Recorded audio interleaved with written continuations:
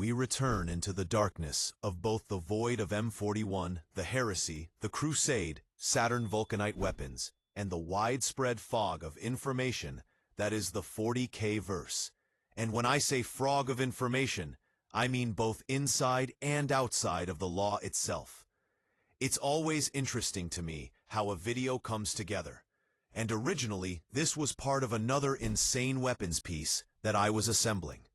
But then I went off so hard on a tangent, it turned into this, where now we will dip into the State of Decay within the Imperium, and consider if it's even salvageable at this point, but that I think will have to come to a far bigger discussion down the line for us to have any real conclusions. Primarily today, we consider the evolution of Relic Terminator Suits, and I finally tried to clear up another significant annoyance of mine, which is a Terminator suit that people for some time, for some reason, started calling Mark I or Saturnine. The short version is, to the best of my researching, it has never been called either of those things anyway. I'll discuss that later in the video. The Astartes have always been the best equipped of all forces within the Imperium, and I'm sure that someone will take issue with that. But objectively speaking, they are the best equipped. However, like much of the Imperium, the Astartes have not escaped the slow decay of technology and knowledge. While at one time they had suits that were both ornate in design and capable of wielding the most powerful of weaponry, now Space Marine armor looks by comparison drab, dull, practical.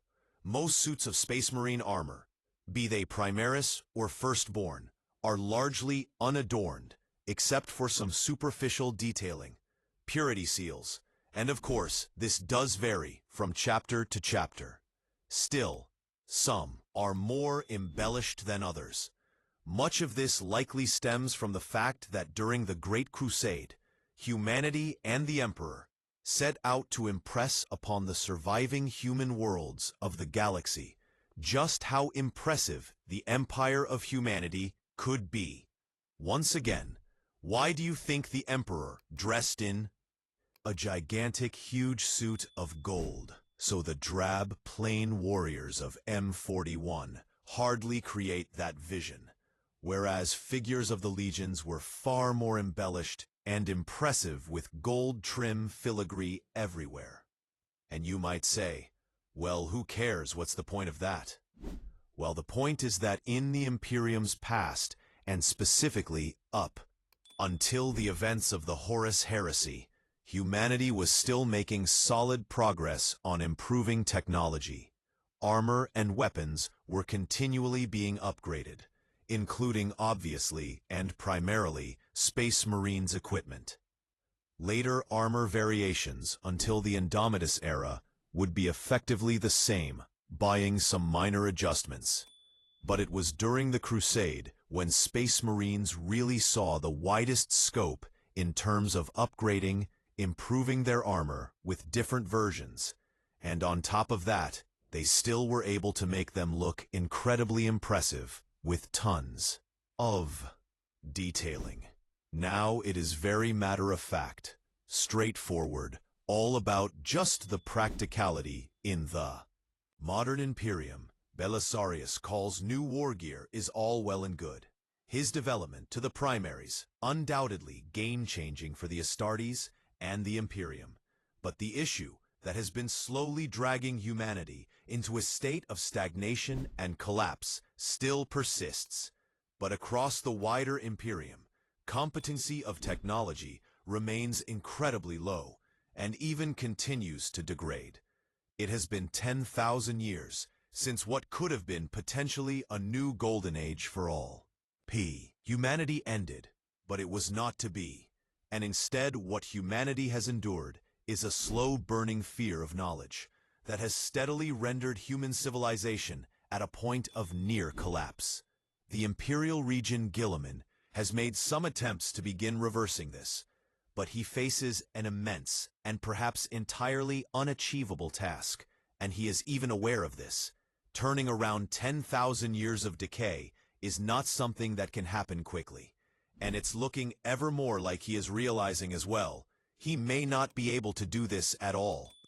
Given the state of religious worship of the Emperor in the modern Imperium, his attempts to use historites to gather knowledge from all across the Imperium has not exactly been welcomed, and in fact resisted at every stage by both the Ecclesiarchy and the Inquisition. And coupled with this, he has had major issues dealing with Nurgles, attempts to consume Ultramar, the Indomitus Crusade, attempting to prevent the Imperium from falling into a state of galactic collapse, as it continues to be assaulted on all sides by both the ineffectual state of its own people and the terrifying hostility of all other threats, Xenos, and the like. The bottom line being it's unknown if humanity can turn around its technological decline and reclaim even a sliver of what it once was. The ultimate fate of humanity remains a very large question, and just what form that may take is only something to be speculated upon. And for a simple video today, talking about Imperial hardware, I think I came away with more questions for myself about the future of the Imperium. A significant amount of patterns for Imperial hardware have been lost since the Great Crusade, and what does remain struggles to be maintained, as well as a considerable amount of knowledge in terms of manufacturing equipment. Such things, since then, have disappeared due to a variety of reasons. Likely during the period of the Heresy itself, things like forge worlds being raided, patterns of a weapon type just being destroyed. As noted, though, there are signs that the Imperium is now attempting to revive itself. We see weapons, such as the Volcanic, appearing once again among the Primarchs. These were best known for use in the Crusade era, only used by the Astartes of the time, in a very specific section of elite human forces, known as the Solar Auxiliary, and incidentally, there is sort of a connection here between these and the next thing that I'm going to talk about. So it's fitting to discuss these and Volkite again. Now, volcanic tech was practically scalable like most Imperial hardware Mechanicus are, to put it mildly, not fond of invention. But what they will do is make an existing piece of tech functional in terms of scale and mounted as widely as possible for an individual level and on vehicles. So for example, the Volkite, it was used as a pistol, a rifle, mounted on tanks, Imperial Knights, and even a battle. Titanic scale, the Volkite represented something of a niche advantage over bolter weapons in specific deployments.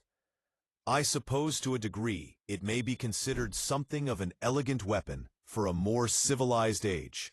And while the Volt gun of the Space Marines became standard issue, the core benefit with Volkite weaponry was that every shot would weaken the armor of their enemy. A bolter round must either penetrate armor or cause enough of a concussive blast on impact to deal shock damage. It was never really designed or expected to be especially great at dealing with heavy armor, and during the Crusade, it quickly became clear that reliability and functionality was far more important when Marines were often dealing with planets of moderately equipped humans, usually lacking in heavy ceramic armor. The downside for both weapons is that they could fail to make it through armor, now or even glance off. By contrast, so-called melter weapons are something akin to a more powerful concentrated vulcanite. But because of this, it is a short-range, single-point weapon. Then we have flame weapons, and while they're capable of incinerating mass groups of enemies showering them with liquid burning promethium, it is essentially a flamethrower, and as such, it's a surface weapon, burning on the outside, or obviously for clearing out bunkers, nests of Tyranids, etc. well-armored target is barely going to be affected. So the benefits of a volcanic weapon against other alternatives is a very fine line. But really, it comes down to versatility. As a conflagration weapon, it functions by burning through armor, but in a more steady, gnawing burn than a superficial flamer or a strong burn point weapon. Like a melter, a Volkite is slightly more powerful than a standard bolter, but without its fire rate or accuracy whilst in motion.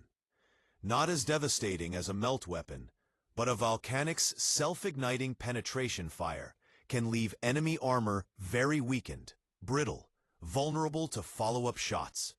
So during the Crusade, the advancements in Imperial weaponry, the necessity of how they're being used, the prevalence of new plasma weapons, which when supercharged, would deliver also strong armor penetration and an equivalent damage of a Volcanic, one might consider is there a place for such relic weaponry? The answer is yes, although I was somewhat joking before when I said it was more of an elegant weapon for civilized ages, often do with these quotes.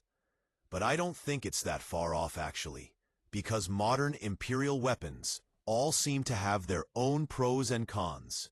Obviously, with plasma weapons, that trade-off is that if you want it to be powerful, you have to roll the dice literally on blowing up in your face and turning you into a pile of shiny ash. The Vulkanite, on the other hand, being a weapon design of a different age, is more refined and stable. It doesn't deliver quite as much punch when stacked against the others. It's still highly effective. Now these kind of tools will be needed by the Imperium and the Astartes more than ever. So the resurrection of volcanic weapons, now called neo-Volkite, have returned thanks to Archmagos Belisarius Cawl. So it enables us to consider what else may we begin to see returning to the Imperium. Relic weaponry and armor remain still in use among the Space Marines.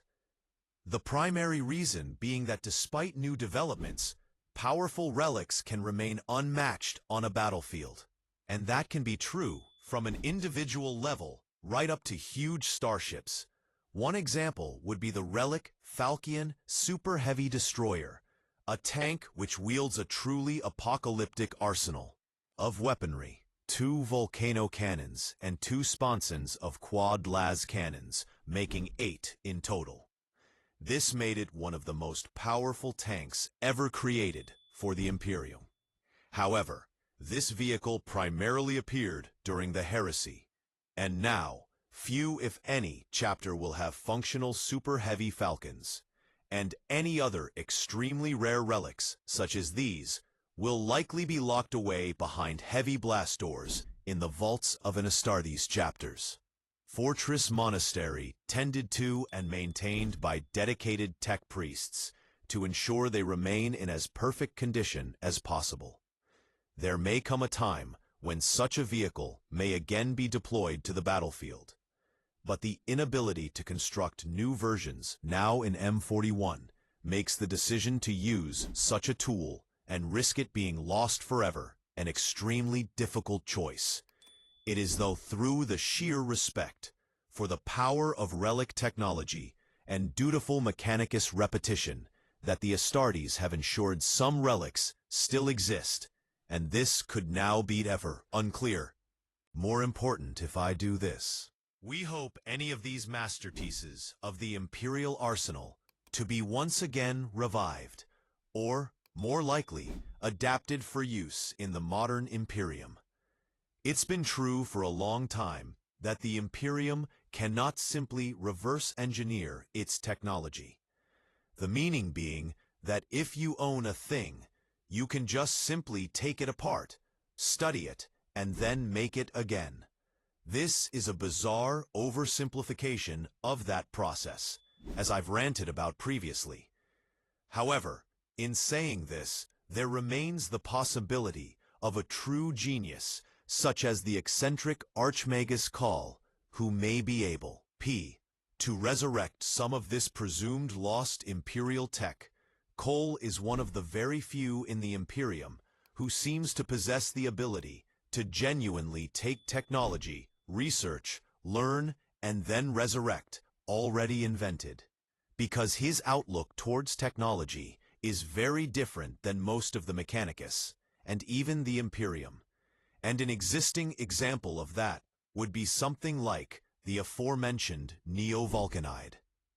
Something we thought was lost in the technology about how to create those consigned to history, now resurrected unfortunately. However, the Archmagos is now far more concerned with the current situation involving Blackstone and the Necron Pharaohs than creating new suits of armor for the Astartes. So we've talked a little about the state of technology in the Imperium. Now let's look at some true relics. Terminator Armor speaks volumes about the glorious history of the Astartes, coupled with their zenith level of skill and warfare, and often attributed to the specialists honored by being assigned such powerful relic hardware like that of a Terminator suit. There exists a few things more iconic than the Space Marine Terminator Armor when we're speaking about the elite fighters of any chapter. For these warriors will be the most senior of veterans in M41, though none will exist who lived during the Heresy period, or at least that's true for Loyalist Marines for the most part. The oldest Marine believed to have lived for some 1,000 years is Dante, Chapter Master of the Blood Angels. But most Marines are believed to survive anywhere from 200 to 500 years in age, although death usually comes as a result of some kind of engagement or sacrifice, more so than old age, which, it's speculated, has never occurred for an Astartes, the exception of course being some of the most ancient dreadnoughts, who would have remained in stasis for millennia, and some of their number may well have walked alongside the Emperor himself. Regardless, unlike standard Space Marine armor, which has steadily evolved over time, Terminator armor types have barely changed beyond some standard patterns, and many will have existed since the Great Crusade itself. This again is in part down to the steady collapse of human technology. In fact, one of the main causes of this would have been the Horus Heresy itself. Tactical dreadnought armor was initiated by the Emperor and was set to be designed in order to help stem the losses of Marines during the Great Crusade, as well as specialist operations in certain environments. The Mechanicum at the time was making progress in developing Terminator armor, but it was both time and resource heavy. Initially, suits of Terminator armor could be presented to the legions, but few in number because of their difficulty to be produced. They were limited usually only to given the first company of Astartes or their important leaders, officers. By the time the Heresy came, Mechanicum had not been able to significantly increase production of Terminator armor, and so, as a consequence, few of these early Terminator suits were ever manufactured by the Mechanicum. This situation was only then made worse as the Imperium began hemorrhaging resources to fuel the war against the traitors. By the end of the Heresy, unsurprisingly, a significant amount of information had been lost by the Mechanicum. Now, Mechanicus, including much of the information and secrets regarding the technology's design. Consequently, in the modern Imperium, every suit of Terminator armor is treated as irreplaceable, significantly venerated precious relics by the Space Marine chapters that own them, and even more so if it is a rarer pattern design or even an ancient Heresy-era piece. New Terminator suits are almost unheard of in M41. If an additional suit is required, it may be pieced together from savage remains of Terminators killed in action. If you were ever to see a new suit, it would likely only be given to someone of an extremely high position, such as a chapter master. Perhaps it is speculated that the Mechanicum had originally intended to replace, if not all, then a significant quantity of the Legion's power armor suits with a heavier version of something akin to Terminator suits, but that balanced increased survivability with maneuverability. In the end, the decision on this was taken for them, as humanity was dragged into the Heresy, and any production of new Terminator suits effectively ceased from this time in M41. Acquiring the knowledge to enable the Mechanicus to once again fabricate some of the more complex pieces of Terminator armor on an industrial scale has become a desperate hope in the minds of the tech priests whose understanding of science and technology is significant comparative to most of humanity, but has still been steadily decaying for the last 10,000 years. If a new suit is ever produced, like I said, it occurs over a great many years and requires significant, careful fabrication across multiple forge worlds by the Mechanicus. So the existing core Relic Terminator armor types are as follows. Firstly, the most well-known Indomitus Terminator armor. This is the standard type you see everywhere among the chapters, and it is the most common in N41. Technically, all Terminator armor would be classified as a relic, even Indomitus. But this suit is the most widely available and was also one of the later stage designs, so I mentioned it only as a point of reference, saying that not every chapter even owns this pattern of Terminator armor. Some chapters only have suits reserved for senior commanders, and it tends to be the case still that the more heavy-hitting first and second founding chapters are commonly seen to equip a solid contingent among their numbers with Indomitus Terminator suits. The Cataphractii pattern of Terminator armor is what most people would consider to be true relic armor, for this was developed by the Mechanicum as their prototype for the later patterns of Terminator armor. It was the first Terminator armor used by the Space Marine legions, and is heavily referenced during the Heresy series. It's notable for its hulking design, to massive double-layered, curved shoulder pauldrons, and the terrace of adamantium thread that cover the suit's few, vulnerable joints in the elbows and thighs. I think sometimes people think those are fabric, but they're not. They're actually adamantium.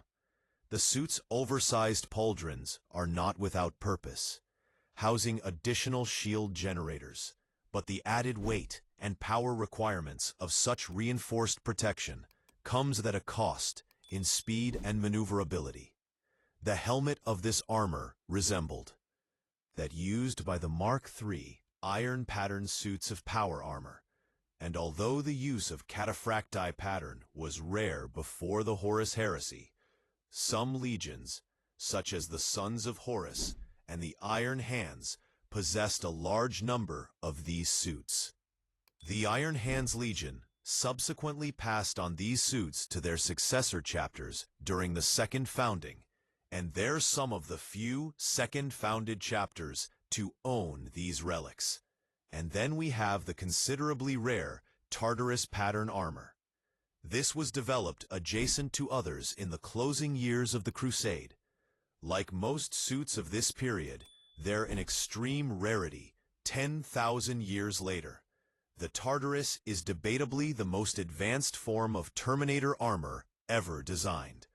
Unlike both the Cataphractii and Indomitus suits, the Tartaros gives an incredible range of movement for its wearer, but coupled with no loss in durability or protection, the Tartaros shares more with some forms of power armor than the other Terminator armor. But it also has been compared to contempted dreadnoughts, especially in the design of the torso plates. The Tartaros really is a distillation of the best aspects in armor design produced by the Imperium. And something like the Tartaros is likely where the Mechanicum had originally been aiming to produce a suit that didn't impede movement significantly, but also increased survivability for Marines. The Tartaros was the result of these efforts, and were it not for the heresy and scouring that followed, we may have seen the Tartaros take precedence over the Indomitus suits, which are now still the primary pattern used in M41, and perhaps there would have been the potential for the Tartaros to have been used even more widely for standard Marines. But unfortunately it was not to be. So those are the 3 core Terminator suits that we might describe as Relic. But I will note that the Custodes and Grey Knights both also wear specifically designed Terminator suits. But these are in fact so specialized that I don't think we can consider them truly a part of standard Astartes equipment. The Custodes use an Aquilon and a Laris type. Both of these are as you would expect for the Custodes. Super powerful masterwork designs. The best, the best, the best. Basically anything owned by the Custodes is a masterwork. The best, the best. Did I mention it was the best? Then you have Grey Knight's Aegis armor, which again is near enough Indomitus armor, except that Grey Knight's armor is specifically inscribed with a complex suite of protective prayers, ruined other wards. It's also psychically charged by a psycho-conductive matrix to provide better protection against demons, other servants of chaos, and so on. Their helmet is also specific to the Grey Knights. It's reminiscent again of Mark III Iron Power armor. Lastly, and perhaps appropriately, before we move on into the last section, we have the so-called Gorgon pattern Terminator armor. Now this was a variant most similar to the Indomitus pattern armor. However, this variation was specifically devised by the Iron Hands Primarch Ferrus Manus around the beginning of the Heresy. This suit replaced field generators embedded in standard Indomitus armor with experimental conversion fields, which convert incoming electromagnetic and kinetic energy into bursts of blinding light, thus incapacitating and potentially injuring nearby foes. However, the immense heat and electrochemical toxin fallout produced by these systems required the wearer to undergo extensive bionic surgery in order to wear the Gorgon suits. So, not especially practical, and this eventually saw them almost entirely phased out. However, the idea of Terminator armor being redesigned and customized by Primarchs is something unusual and not something everybody is aware of. It also leads us nicely into our next section, where we see another variant of a pattern used during the Heresy period, or so we believe. Its origins are only speculated at, but it is certainly a form that has led too much speculation and confusion, so-called Saturnine armor. Now this whole issue has become needlessly complicated, and quite honestly, it's no wonder people are so confused. And confusion often leads to mythical ore, which I think is a reasonable framing for this suit of Terminator armor, with now something of a cult following, a fan euphoria if you will.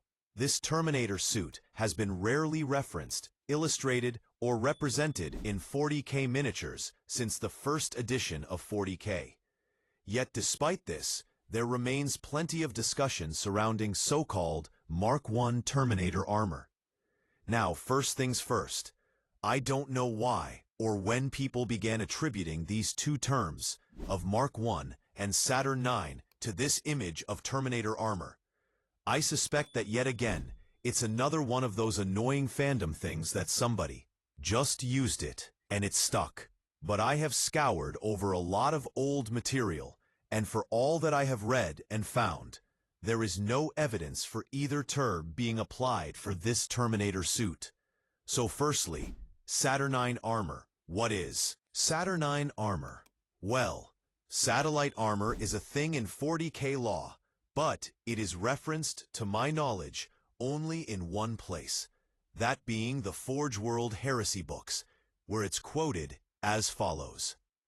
Several different Terminator armor patterns were developed, roughly concurrently, by different Forge Worlds during the later decades of the Great Crusade, including Indomitus, Tartaros, and Saturnine patterns, most of which were functionally identical. I will note that Cataphractii Terminator Armor is then listed separately as being, quote, one of the first issued tactical dreadnought R patterns, aka Terminator Armor. To my mind, Cataphractii was the first true iteration of Terminator Armor, because it was slower and more resilient, generally bulkier. Later, they tried to balance maneuverability against its ability to withstand fire. And then, eventually, we would end up with the Tartaros suit. The Tartaros being more mobile, but able to withstand just as much damage. A small note here, it is annoying to me that all Relic Terminator suits are now listed for tabletop as one unit listing, completely ignoring all of their small differences. But there we go. To my mind, it should have stayed as it was previously, with all of their stats being essentially the same. But the Cataphractii were moving slower than Indomitus, and the Tartaros moving a little faster. Before we go on, I thought it would be helpful to also answer the question that I've seen before, which is, who or what is Saturnine? It's a good question, because often I think people think Saturnine is a person, but satellite, it's a strange term and not something you see especially often. But like so much of 40K things, it gets immediately more confusing just in the spelling alone. Saturnine is first referenced in the supplementary Heresy books, which describes significant amounts of detail about the forces, tech, and campaigns of the Great Crusade and the Heresy era. These are the so-called Red and Black books. However, very strangely, here, in these older books, it's spelt Saturnine, Saturn, Y-N-E. But in the more recent novels, during the Siege of Terror, it is now spelled Saturn, 9, Saturnine. Why, I have no idea at all. They are both definitely referencing the same thing. This may well be just a very bizarre continuity error. Keeping things straight in 40K is already nearly impossible. And things like this just add to that confusion, because you think, well, why is that different? Are they referencing different things? Is there something that we're missing here? If so, where is that information? And you spend hours scouring trying to find it, and then you find nothing. So I believe that they're both speaking about the Saturnine Ordos. So satellite is a word generally referencing things originating or related to humans from Saturn. Now wait, I hear you cry. Saturn is a gas planet. Lutein. Yes, indeed it is. Apparently, humans lived in and around the rings and the moons of Saturn, serving as their home. Not on the place itself, because it's not a solid planet, it's a gas planet. So we're just stating the obvious, that we are far in the future at this point, and presumably these were originally colonized during the Golden Age of humanity, the Dark Age of technology.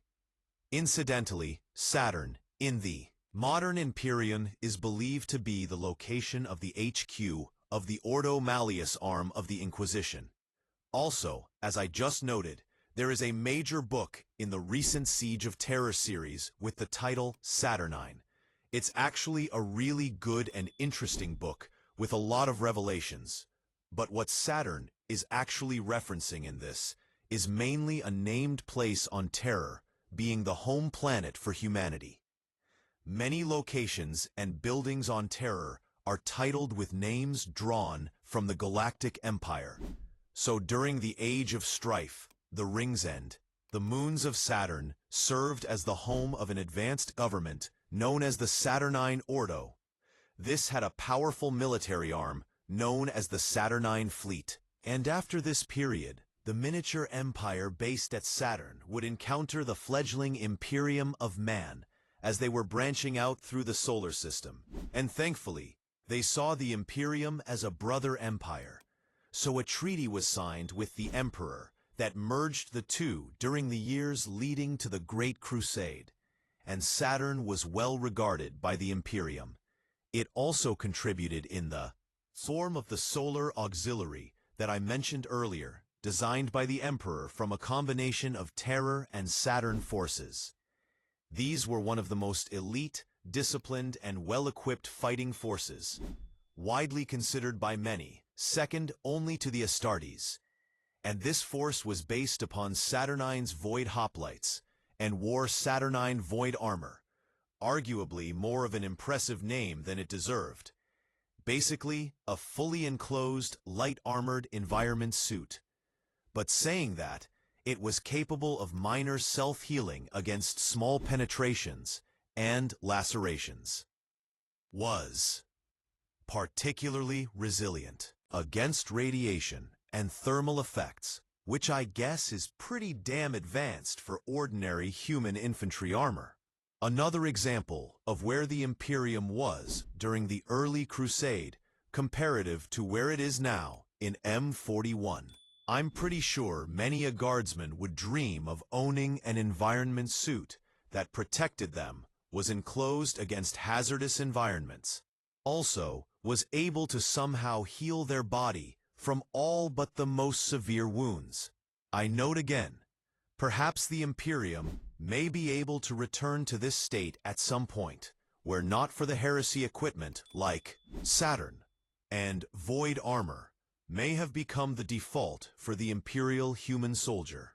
So I wanted to note all of this so that I can then say that there is no reference in any of this history to a Saturnine Terminator armor. Also, to note the only place it is referenced notes it as being equivalent to existing patterns, and that's all. In addition, there is no actual reference that I have seen anywhere to a Mark I Terminator armor. Instead, I believe that this is referenced in that fashion because all Space Marine armor is designated in this sequential way, and then additionally, because the actual miniature of this design originated during the first edition, the Rogue Trader era.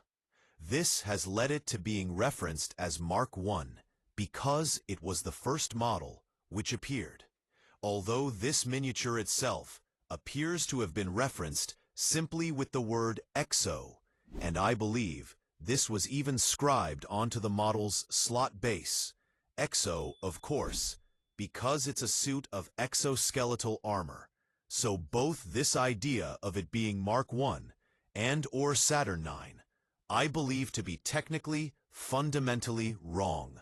I should point out the absolute certainty of any of this is very loose, and ultimately, you can call stuff whatever the hell you like. This is more my own corkboard connections than it is something more of a straight statement. But personally, I don't believe this summer type is anything we would describe as being a Mark I, and I say that for several reasons. The main being that, like so many things in 40K, I think sometimes someone just decided, well, it was the first edition, the first model, therefore Mark I, then that's that. And you might think, well, there's a fair amount of logic to that, except for one thing, that when I have looked into this further, there may be something which goes against that. And that's why I don't like just arbitrarily assigning a term to something based on some very loose circumstantial situation. Now, obviously, how much do we really want to read into a miniature created in the Rogue Trader era? Reality check. We probably shouldn't presume that all of this fits into some kind of grand plan or any kind of pre-planned continuity. That's almost undoubtedly not the case.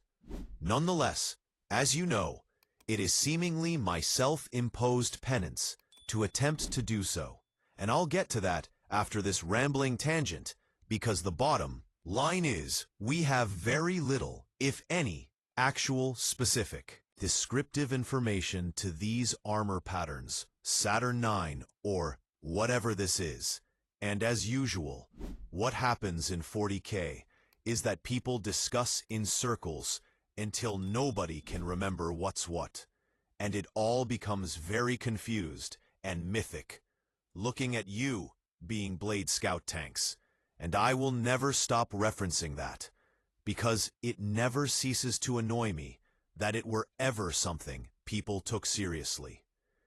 Now, additionally, it's curious to me how often people passionately exclaim to me, and I'm paraphrasing here, but things like humans could never just forget. Technology Latin, or human society, would never get so confused to become up to a point where they no longer know what's real and what isn't real, really, as I think the hundreds of real-world examples, past and present. I say to those people, how's that working out for you? A note to myself, should make more videos about apocalyptic human societal collapse, but keeping it just within 40K. Consider just how online the law itself is discussed rarely, with references, usually people saying things like, I am sure I remember XYZ, but I can't recall. From where it's immensely amusing to me that the way in which the verse of 40K itself is discussed so perfectly mirrors the galaxy of the Imperium, the confused blurring of knowledge, where everything is passed down through spoken word, hearsay, inaccurate requoting, rumor, exaggeration, and anybody who speaks out against the accepted is declared a heretic and burned alive. It's very comical to me, and as much of you know, it also annoys the hell out of me. I'll take widespread confusion and blurred rumors, though, over excessively anal argumentation about what is or isn't canon, because that's so much. Anyway, what the hell was I supposed to be talking about? Oh yeah, Terminator Armor. So what seems to get people so fiery is this imagined version of a so-called Mark I armor, aka not Mach 1 armor. Probably in part because it looks kind of cool and epic, but simultaneously quite derpy. So it fits perfectly into that slot of 40K itself, being epic and simultaneously kind of derpy, to make any sense of it. We need to break out of the law and consider that during the very first edition of 40K, like most things in this period, miniatures were really being kind of tested out, and designs were quickly consigned to the fog of Imperial history, especially with the coming of 2nd edition. Now, although it was some 30 years ago, the coming of 2nd edition of 40K really is still the foundation of modern 40K. And while Rogue Trader was undoubtedly something some people seem to get weirdly defensive about, despite it being very quirky and essentially a completely different game system, it speaks volumes that when the 2nd edition arrived, Games Workshop near enough cleared the decks when it came to miniatures. Terminators were completely redesigned, as were Dreadnought Space Marines, near enough everything else. But here's the kicker. Space Marines and even Terminators were actually redesigned before the release of 2nd edition. Just before it, in fact, this unusual design of Terminator that we see only existed for a period of about 5 months, that's all, between the end of 1987 and the spring of 1988. Then Terminators were redesigned as a proto-Indomitus style format in the Space Hulk game. And then, not long after, eventually, they would become the white metal Terminators that remained the same for decades. The raw reality is that this is not a Mark I or some special pattern necessarily. It's an oddity from a strange time when things were in a very fluid state. Either way, people still have had this immense thirst for this very odd-looking Terminator suit design, presumably because it looks absolutely bonkers. The gigantic shoulder pauldron arch, its weird hulking body. It's a really interesting design piece, and really seems to ignite people's imagination, much like the forces of Creek. It has a curious ability to really fire people up, and either one would vary. Much happily look forward to seeing this terminated design be created somewhere in the future officially. Even if it was, say, a standalone feature model of a lost Imperial relic, or perhaps I'll take the idea, sculpt my own. I know that people have been making their own versions of these ones for ages, and I'm sure that would only take me hundreds of hours. So where does this leave us? Well, I do not think it's at all clear, still, just where this oddity of Terminator armor fits. There's no existing model for it, so we have no idea what it would be classified as.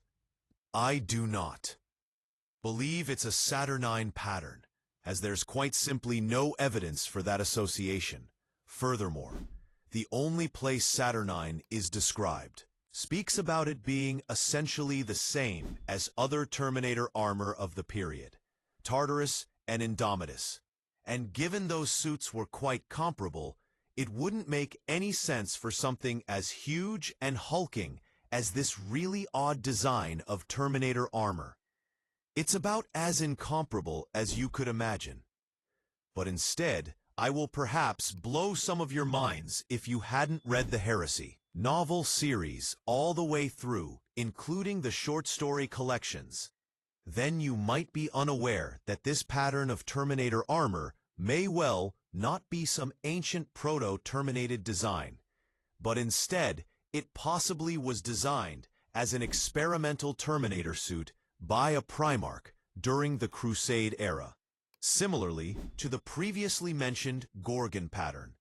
And I say this because this huge pauldron Terminator suit from the original first edition of 40K is seemingly referenced in the book Shattered Legions.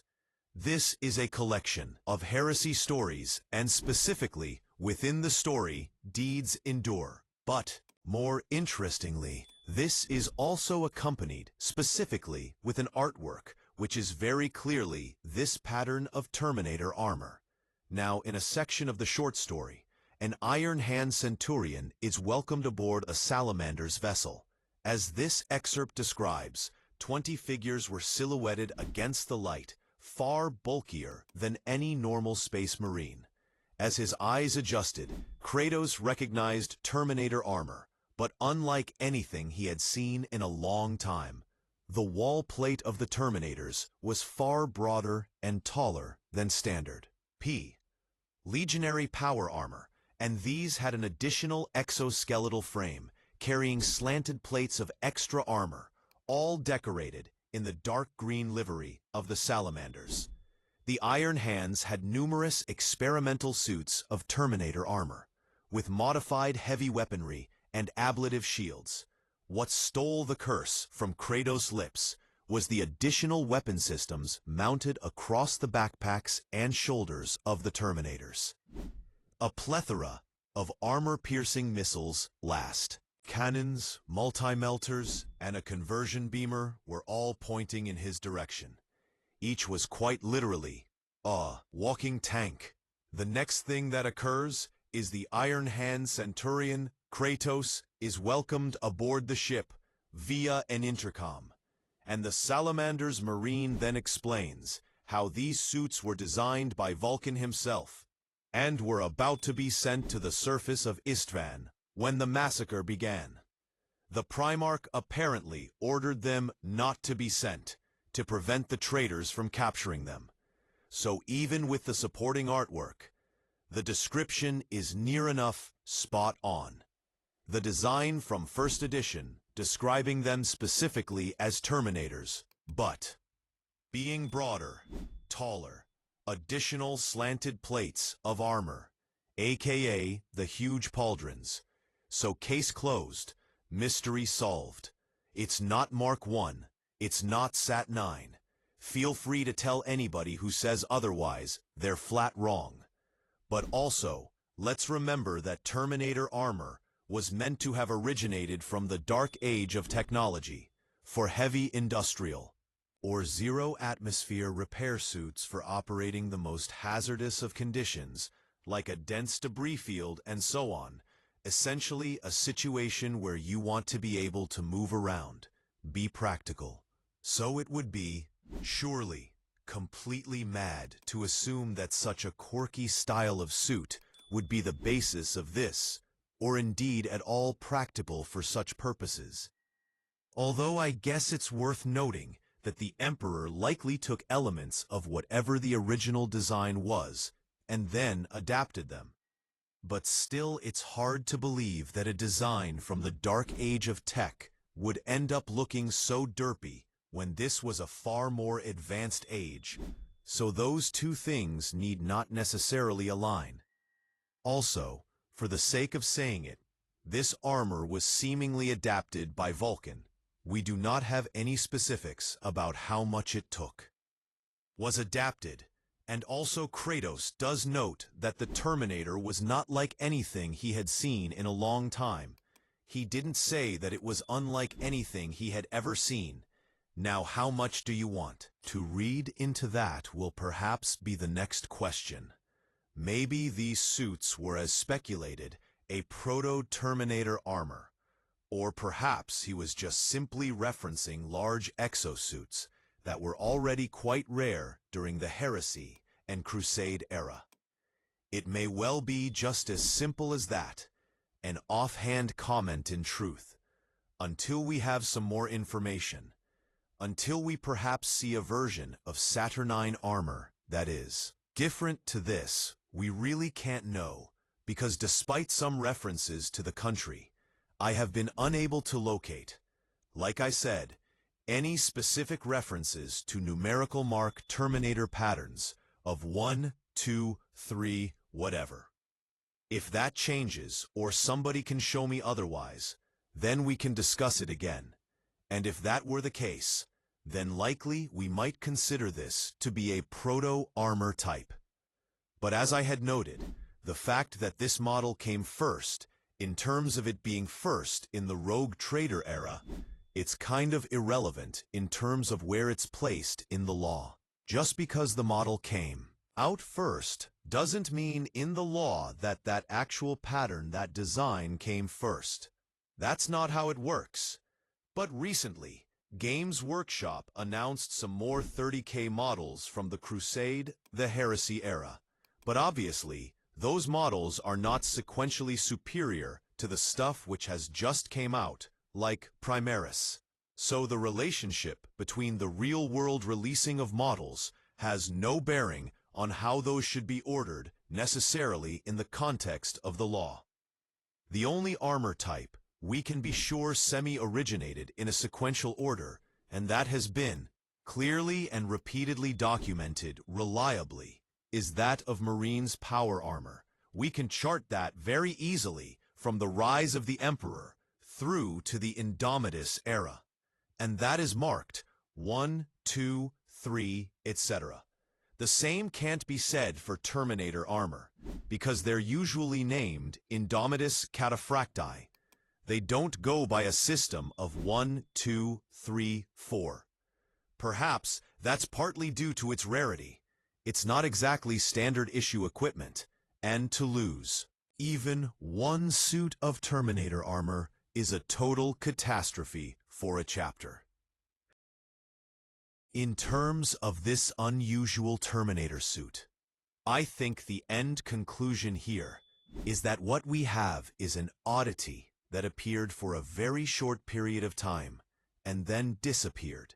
Its inclusion decades later, as a smaller side in this heresy, was perhaps an effort to simply place in context an unusual but endearing model for the audience. Ultimately, whatever you want to call it is absolutely fine. But for myself, if you are going to call it anything, at least call it something where there is even a shred of reference for. So not Saturnine Vulkan pattern. P would be as good as anything else. Will we ever see it as an actual model? Who knows? Probably not. But then we are still left to consider that in theory, there exists these other patterns. Like I said, the actual Saturnine, which we still kindly have no real description for, or visual of. Will we ever see that either, given the state of the Imperium, and the all-consuming rot and decay that continues to pervade human civilization? It seems ever more possible we will never find out any of these things, for even if the information does exist, by the time it could be discovered, it may, well, no longer exist. And it's hard to see how the Imperium and humanity will ever be able to drag itself up out of the situation it has created for itself. But a lot is at stake right now. And beyond that, there are also rumors of the Emperor himself stirring. It's been spoken of for millennia. But now there is the very real possibility that the Emperor may begin to return. What that means for the Imperium and humanity is entirely unknown and potentially greatly problematic, given all we know currently about the state of the galaxy and the threats which are already apparent and visible for the Imperium and its defenders. Crafting or potentially inventing ever more powerful armor and weapons can certainly be no bad thing for all concerned. At the same time, saying that Centurion Kratos, after seeing the vast, hulking suits created by Vulkan, exclaimed that it is not the arm or weapons that makes the warrior, it is the spirit.